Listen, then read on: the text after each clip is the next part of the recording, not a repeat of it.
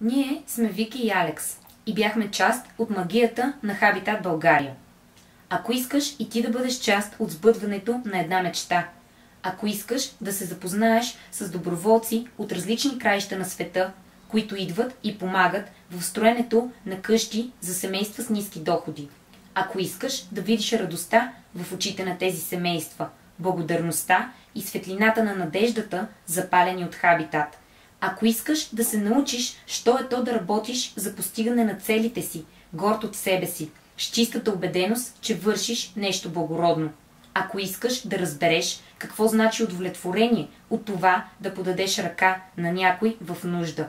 Ако искаш да се убедиш, че трудностите не са непреодолими, стига да не ги понасяш сам, а да имаш семейство и близки, на които да се опреш.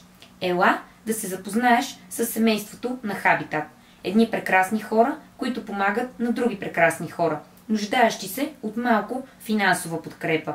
Ела да подадем ръка заедно на тези, които ще я хванат и ще ни поведат към промяната. Стани доброволец за един ден или за един час в Хабитат България. Дори да не разбираш нищо от строителство като нас, ще се срещнеш с страхотни хора, ще се чувстваш полезен, горд и удовлетворен.